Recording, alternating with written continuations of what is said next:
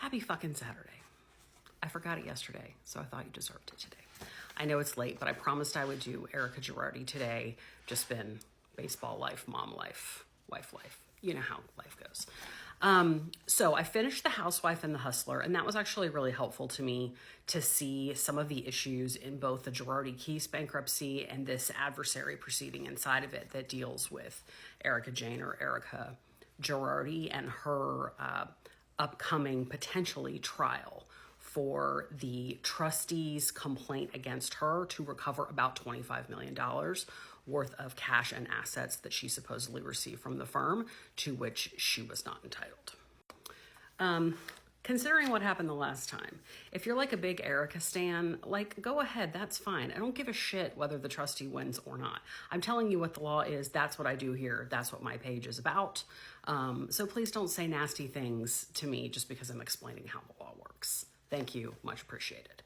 Okay, so in the proceeding itself, so we've got the bigger bankruptcy case for Girardi Keese, the former law firm of Tom Girardi.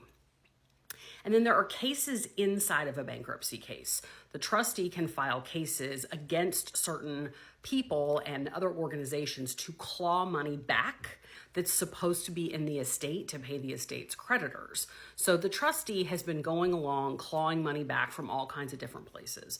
And one of the places she's trying to claw money back from is Erika Girardi. So she filed an adversary proceeding against her, which is basically a complaint in bankruptcy court, seeking about $25 million in cash and assets. She did this back in 2021.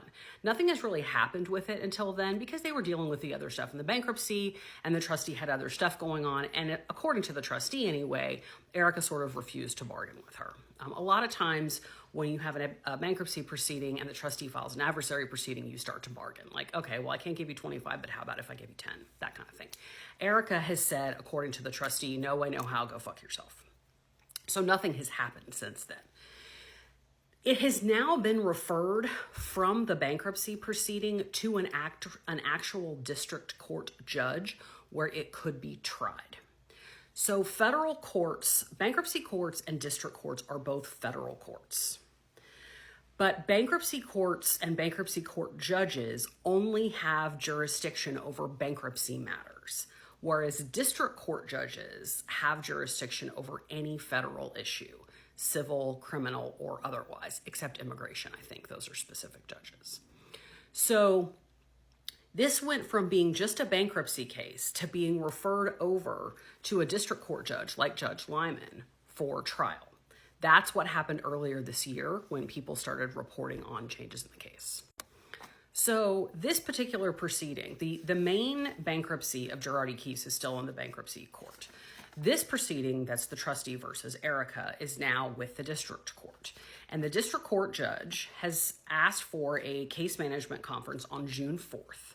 And she has put out a little set of questions and said, I want the parties to be prepared to answer these questions at the June 4th meeting. And I want you guys to brief this and turn this into me before we get there. So this is what this district judge seems to think she needs to determine in going forward. And it is primarily the question of which of the claims by the trustee against Erika are people, either the trustee or Erika, seeking to have a jury trial? Do you want to have a jury trial on this stuff? Or are these just bench trial type claims where a judge is the fact finder and a judge makes all of the decisions? Now, I could do a whole other video on jury trials, but long story short, in civil court, if you don't ask for a jury trial, you don't get one, period. Sometimes you don't want, it's not like a criminal court where you automatically have a constitutional right to a jury trial. In civil court, you have to ask, and yes, it can be waived. Ask the person who runs the country. It can be waived.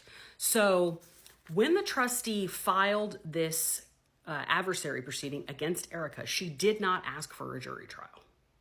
And I did not see Erika ask for a jury trial back in her answer to the adversary proceeding complaint. So it does not appear that either one of the parties here have asked for a jury trial. If it is just going to be a bench trial where the judge makes all of the fact decisions, that is something that can be done in the bankruptcy court by the bankruptcy court judge. So I think that's what this district judge is trying to figure out is, do I really have to put this on my docket and have a whole to-do, or can I just shove this back to the bankruptcy court and have them handle it? But no matter where this trial or proceeding takes place, the issue is going to be, does Erika have to give back some or all of the funds or assets or value thereof that she received from Girardi Keese? And as I said in an earlier video, they don't have to prove that she knew that she was getting things that were based on fraud. They just have to prove that she knew she was getting it from the law firm. And somebody mentioned in a comment, and it was such an excellent parallel, I can't believe I didn't think of it. Think about Ruth Madoff. It was the same exact situation. Her husband ran a Ponzi scheme. That's essentially what Girardi Keese was.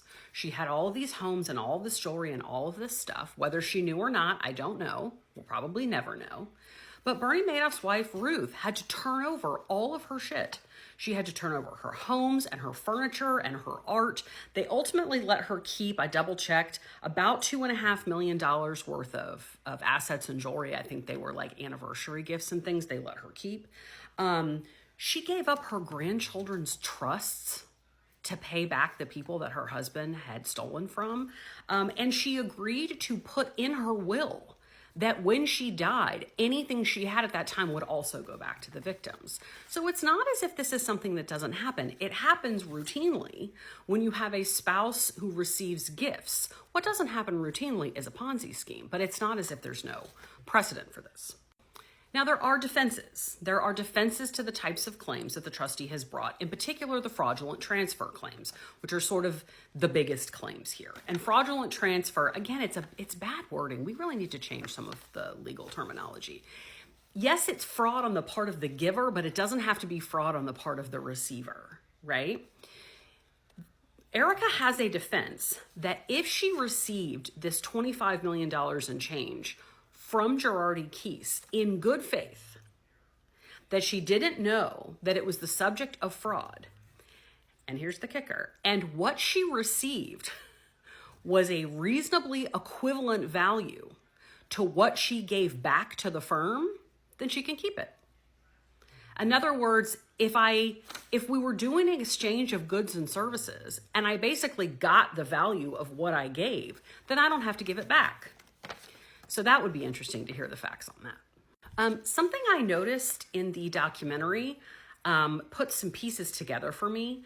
Remember the Marco case, the one in Miami I was talking about the other day where she filed the motion for lack of personal jurisdiction and then her lawyer didn't show up for the hearing?